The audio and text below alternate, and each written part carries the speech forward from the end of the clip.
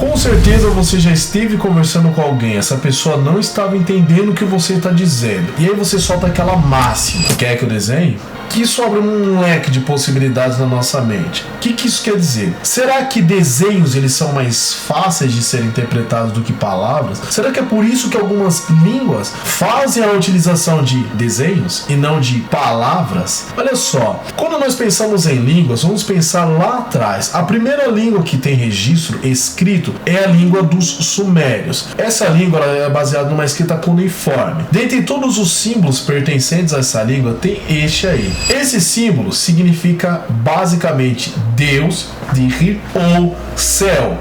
Então é um morfema. Agora, olha só que curioso. Se eu pegar este mesmo símbolo e colocar ele antes de um nome, passa a ser mais um determinante, porque ele já não vai ser mais pronunciado. Vamos colocar assim, o meu nome, Gabriel. Você vendo isso daqui, não necessariamente você precisa pronunciar o primeiro elemento, mas você diria que o Gabriel é um professor, o Gabriel luta boxe, que o Gabriel é um médico, que o Gabriel é um bombeiro. Esse símbolo, quando ele estava antes de um nome, ele basicamente estava dizendo que este nome em particular que vinha na sequência era o nome de um deus, era o nome de uma divindade. Se fôssemos, entre aspas, colocar para o dia de hoje, é como se eu quisesse falar não o Gabriel aqui, mas o anjo Gabriel, só para ficar claro. Então a utilização desses desenhos, eles vão muito além do que a gente imagina, tá certo? E outra, nem tudo se resume a desenho. Desenhos são basicamente pictogramas. Fora isso, tem os logogramas e os ideogramas. E eu vou te adiantar mais uma coisa.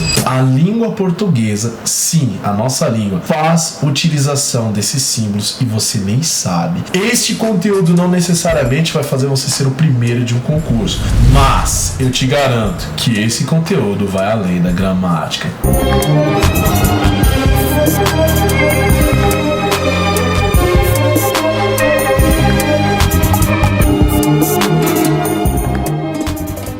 Salve, meus queridos, bora lá! Este vídeo vai ser dividido aí entre 5 e 6 partes. Eu vou explicar sobre essas 3 coisas que é o ideograma, logograma e pictograma. Vou mostrar para você que existe alguns logogramas que são internacionais. No meio disso tudo, eu vou estar mostrando que sim, a língua portuguesa faz a utilização disso, tá certo? E existem alguns empréstimos entre uma língua e outra. E também vou colocar algumas coisas aí contextuais para você entender melhor este assunto. Bora lá, sem mais delongas, pictograma. Os primeiros pictogramas que nós temos registro são as figuras rupestres, né? Aqueles desenhos rupestres, homens das cavernas. Esses desenhos, eles contavam histórias, eles contavam feitos. Por que eles são pictogramas? Pense na palavra. Quando tiver dúvida, sempre pense na palavra, separe ela, pense na etimologia e tal. Pictograma vem de pictus, que é pintura. Pictus, latim, né? Algo relacionado à pintura. E grama, né? Grafia, não é grama verde, grama, grafia, escrita, desenho e tal, beleza, entendeu, né? Então o pictograma, ele é um elemento feito para se assimilar, para ele parecer com algo do mundo real, como é o caso do banheiro, que é o masculino e o feminino. Calma, eu vou explicar melhor isso daí no ideograma, calma aí. Você sabe que este desenho aqui, esse bonequinho, ele lembra mais um homem do que esse que parece mais uma mulher. Existe um elemento aqui, que é o vestido, né, que se assemelha mais a uma roupa feminina. Na nossa tradição, homens não usam saia, vamos colocar assim na nossa sociedade, né? Então isso daí aparenta mais o feminino. Algo por parecer. Os emojis propriamente ditos. Aliás, só um adendo, né? Dá uma olhada nesses emojis aí que tá aparecendo na tela. Grava aí na tua cabeça, porque no final desse vídeo vai ter um negócio interessante que nós vamos fazer com eles, tá certo? Grava isso daí, beleza? Então o pictograma é um desenho que parece ser algo do mundo real. Ele procura parecer. Agora, ideograma. Vamos lá. Ideograma é basicamente uma ideia. É um desenho e por trás dele tem uma ideia. Essa ideia é um conceito que ele quer passar. Lembra do desenho lá que eu mostrei, feminino, do homem, da mulher, do banheiro? Então, isso daí eles estão tentando parecer-se alguma coisa. Agora, o que é que isso daqui tem em relação à masculinidade feminino. Se você for ver, esses são de fato os símbolos do masculino e do feminino. Eles não tentam aparentar ser algo, eles simplesmente demonstram uma ideia de algo, simples assim. Mesma coisa, o coração, ele não só não aparenta ser um coração real, como ele não está tentando falar algo tipo coração, ele está sendo uma ideia, a ideia de amor. Mesma coisa a pomba branca, a ideia de paz, mesmo que também a gente tem esse símbolo, que é o símbolo da paz. Em relação ainda a ideogramas, eu tenho conceitos, eu tenho alguns ideogramas que eles parecem ser pictogramas, são, alguns pictogramas se desenvolvem a ser ideogramas. Olha só essa imagem aqui, você vê que é o proibido fumar. Quando você pensa no proibido fumar, você está vendo um desenho de um cigarro, tem aí a fumacinha, certo? E a ideia por trás disso aqui, não fume aqui, proibido fumar aqui, não permitido fumantes. É uma ideia por trás de um desenho e não necessariamente cigarro com uma linha vermelha. Ele não está tentando aparentar ser algo do mundo real, mas a ideia por trás dele. Olha só que interessante, isso daqui é o que?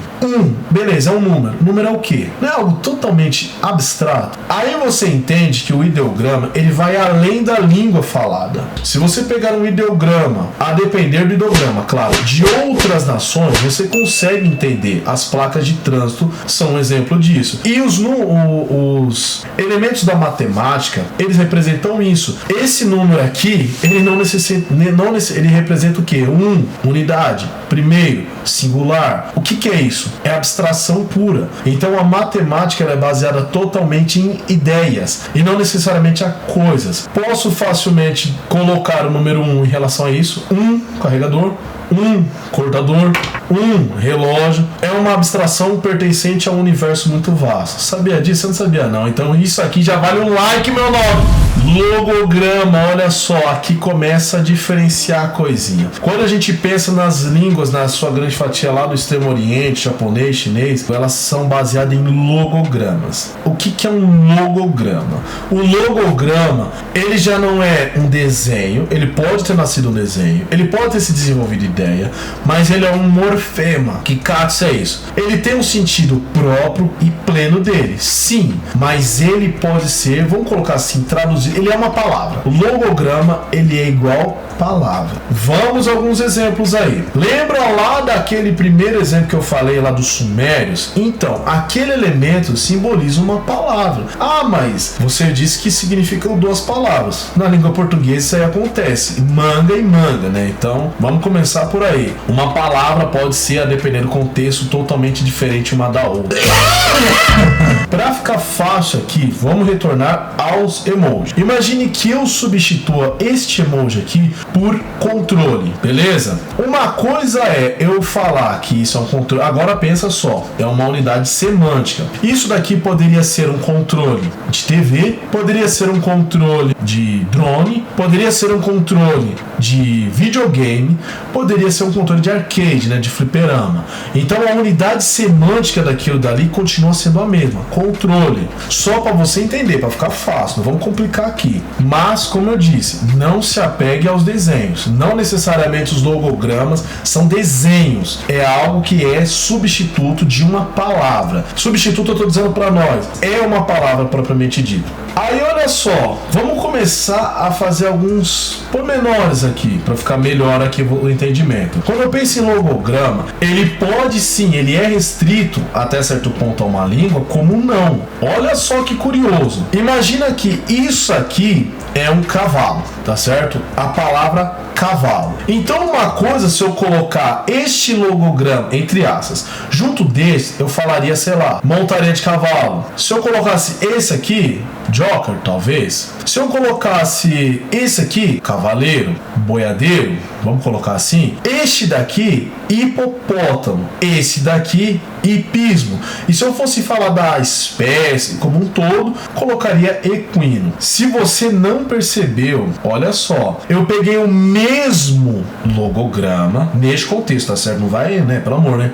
Neste contexto, eu coloquei o significado, que é o animal, que é o cavalo, mas eu falei em grego, hippos, sim, hipopótamo é cavalo da água. Hipismo, hipismo vem de hippo, que é cavalo em grego. Equus, que é cavalo em latim. Horse, que é cavalo em inglês. Aliás, se eu não falei horse, vamos pegar, sei lá, a marca de whisky aí, Wild Horse. Pronto, falei inglês. E português. Então você percebe que eu peguei o mesmo sentido e coloquei em outras línguas. Olha que profundo que é isso. Eu posso fazer na mesma língua? Com certeza posso. Imagine se este logograma, mais uma vez, é por contexto, significasse água. Isso daqui, sei lá, talvez significaria nascente. Isso daqui poderia significar Rio Tietê. Isso daqui significaria aguardente ou cachaça. Rio Tamanduateí. Percebe que o conceito de água ele está presente em tudo. Vamos além. Água salgada,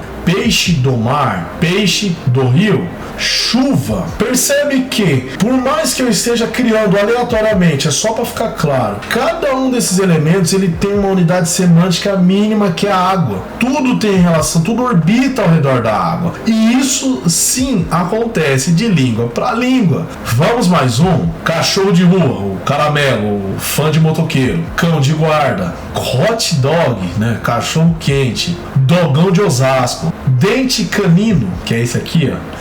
Olha só que curioso, a gente consegue mudar não só de idioma, mas o significado do cão. Ali é o mesmo, cão chupando manga. Então a gente consegue fazer isso com esses desenhos. Então não confunda logograma, ideograma e pictograma. Respondendo logo de cara aquela pergunta lá do começo. Olha só, como que o português ele faz a utilização disso? Você percebeu que eu utilizei o mesmo desenho e eu coloquei coisas diferentes, eu utilizei uma língua diferente para falar? Você faz isso diariamente.